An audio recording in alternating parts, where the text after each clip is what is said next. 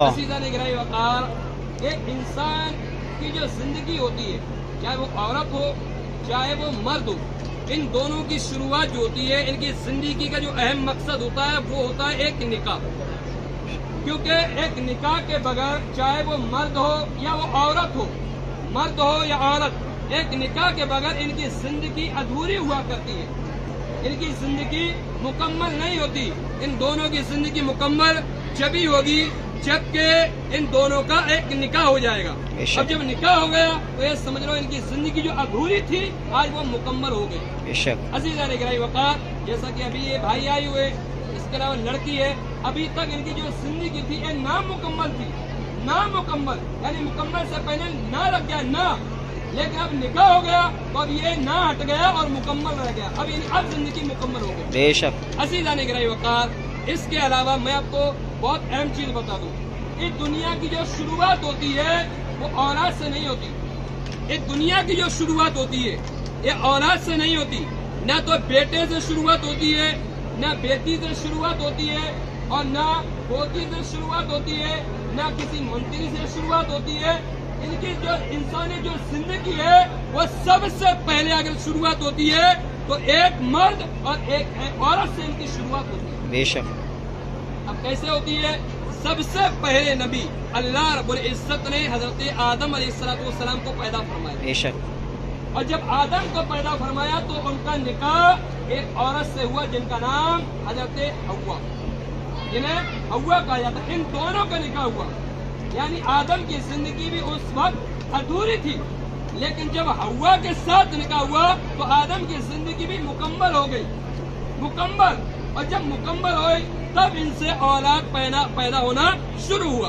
यानी इससे क्या मतलब, यानी निकाह की वो अहमियत होती है कि अगर आदमी निकाह कर ले तो इन दुनिया के तमाम गुनाहों से तो बचता हुआ नजर आएगा, एक उसकी जिंदगी भी मुकम्मल होती हुई नजर आएगी।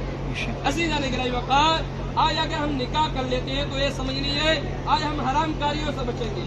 आज जब निकाह कर लेते हैं हम बुराइयों से बचेंगे। आज हम निकाह कर लेते हैं तो बड़ी बड़ी तबाहकारियों से बच सकते हैं। और अगर हमने निकाह नहीं किया तो ये समझ लीजिए कितनी बड़ी बड़ी मुसीबतों में हम लोग हो जाएंगे। आज दुनिया के अंदर कितने केस कोर्ट के अंदर पड़े हुए, थानों के अंदर पड़े हुए, जेलों के अंदर सलाखों के पीछे लोग पड़े हुए हैं। क्यों?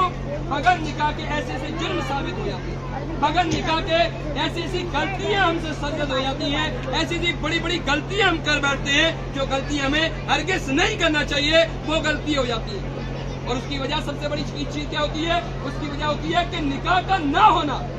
जाहिर सी बात है जब वो निकाह नहीं होगा तो वो एक जगह नहीं 15 जगह मुंह मारेगा, लेकिन जब निकाह हो जाएगा तो निकाह ये इतना मजबूत रिश्ता होता है कि जो आदमी गुनाहों की तरफ कदम बढ़ाता है वो कदम उसका रुक जाता है।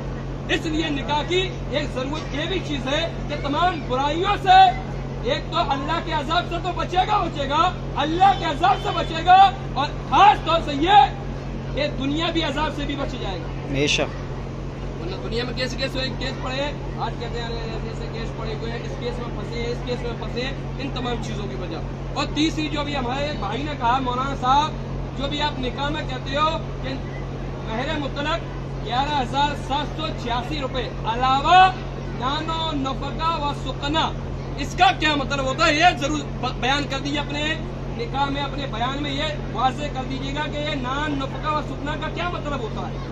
इन तीनों को मैं बयान कर देता हूँ एक एक जुमले में, फिर अपना बयान खत्म। देखिए काजी ये कहता है कि भाई ये तमाम चीजें, ये तमाम चीजें लड़की से इजाजत लेने जाता है कि भाई आपके जिसके साथ निकाह होने जा रहा है तो ये शर्त है कि आपको मंजूर है। यानी ये समझ लीजिए कि आपको मेहर तो दूल्हा देगा, दूल्हा मेहर तो देगा, साथ में आपको खाना भी देगा, साथ में खाना भी देगा, इसके अलावा दूल्हा आपको खर्चा भी देगा, इसके अलावा दूल्हा आपको रहने के लिए घर भी देगा। अब निकाह के लिए इजाजत देती हो नहीं तो लड़की कहती है इजाजत दे देती हो। अब लड़के के पास आते हैं कि भाई लड़की का मुतालबा है कि आपको मेहर देना होगा, क्या मेहर दे सकते हो? लड़का कहेगा हाँ भाई मैं मेहर दे सकता हूँ। यानी इसको काजी कहते हैं कबूल है, तो कहता है मुझे कबूल है। फिर काजी कहेगा भाई नान یعنی اے دولہا، آپ کو لڑکی کو روٹی بھی دینا ہوگا، آپ کو لڑکی کا پیٹ بھی بھرنا ہوگا. کیا آپ مطمئن ہیں؟ اگر مطمئن ہے تو قبول کرو. تو لڑکا کہتے ہیں ہاں میں نے قبول کیا، میں نے قبول کیا. اب آتا ہے نان نفقہ.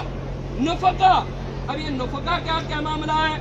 تو پھر قاضی کہتا ہے اے دولہا، نفقہ کا مطلب یہ ہوتا ہے کہ لڑکی کے خرچے، یعنی آج جس لڑکی کو تو دلہن بنا کے لے جا رہا ہے، آج اپنے گھر کی عزت اور اپنے گھر کی رونق بنا کے لے جا رہا ہے، اس گھر کی عزت کو اگر خرچے کی ضرورت پڑی، اگر لباس کی ضرورت پڑی، اگر کریم اور پاؤڈر کی ضرورت پڑی، اگر اس کے خرچے کی ضرورت پڑی تو دولہا تو دے دے گا؟ تو دولہا کہتا ہے ہاں بھائی میں دے دوں گا، میں قبول کرتا ہوں یہ بھی. تو قاضی کہے گا چلو 2 بات 3 بات ہو گئی. اب قاضی کہے گا بھائی ایک شرط اور ہے، اور وہ شرط یہ ہے کہ سکنا، یعنی اے دولہا یہ بتا کہ جس لڑکی کو تو لے جا رہا ہے اپنے گھر کی عزت بنا کر، کیا اس عزت کے لیے سر چھپانے کے لیے چھت دے گا یا نہیں؟ یعنی رہنے کے لیے گھر دے گا یا نہیں؟ تو دولہا کہتا ہے ہاں بھائی میں قبول کرتا ہوں، میں اس کو رہنے کے لیے گھر بھی دوں گا. یہ مطلب ہوتا ہے نان نفقہ و سکنا، ہے نا. تو اسلام، لوگ یہ کہتے ہیں بھائی کہ اسلام نے لڑکیوں کے ساتھ زیادتی کری. حقیقت یہ ہے کہ اسلام نے لڑکیوں کے ساتھ کوئی زیادتی نہیں کری، بلکہ اسلام نے لڑکیوں کو بہت اونچا درجہ دے دیا. سبحان اللہ. شروعات ہی کیا ہو گئی کہ بھائی لڑکا آپ کو لڑکی کا خیال کرنا ہوگا. سب کام تو ہمارے یہاں تو جو شروعات بھی ہوتی ہے وہ لڑکی کی شرائطوں پہ ہوتی ہے. سب پاور تو لڑکی کو دیا جاتا ہے. ایک نے کہا بھائی مولانا صاحب یہ بتاؤ کہ سب پاور آدمی کو دے دیا گیا ہے. مولانا لوگ تقریر کرتے ہیں، مولانا لوگ اسٹیجوں سے بولتے ہیں کہ اپنے آدمی کی اطاعت کرو، اپنے آدمی کی فرما برداری کرو. تو عورت نے کہا بھائی ساری ذمہ داری ہمارے اوپر کیوں؟ آدمی، ایک شوہر، ایک آدمی کی اطاعت کا ہم کو کیوں حکم دیا گیا ہے؟ تو عالم صاحب نے کہا بھائی یہ بتاؤ آپ کے کتنے بیٹے ہیں؟ عورت نے کہا میرے 3 بیٹے ہیں، میرے 3 بیٹے. تو عالم صاحب نے کہا اندازہ کر، ایک خاتون تو اندازہ کر کہ اسلام نے صرف ایک آدمی کا تجھے حکم دیا کہ ایک آدمی کی اطاعت کر، لیکن جو تیرے 3 بیٹے ہیں وہ 3 آدمی ہیں، ان کو تو اسلام نے یہ کہا ہے اے تینوں بیٹوں اگر تمہاری جنت ہے تو عورت کے قدموں کے نیچے. سبحان اللہ سبحان اللہ. یعنی ایک کو اگر ایک کی اطاعت کرنی پڑ رہی ہے تو اسلام 3 لوگوں کو تو یہ کہہ رہا ہے تم عورت کی اطاعت کرو. تو بتاؤ کس کا مقام ہوا؟ جب عورت نے کہا یقیناً اسلام نے بہت اچھا اور اعلیٰ پیغام دیا.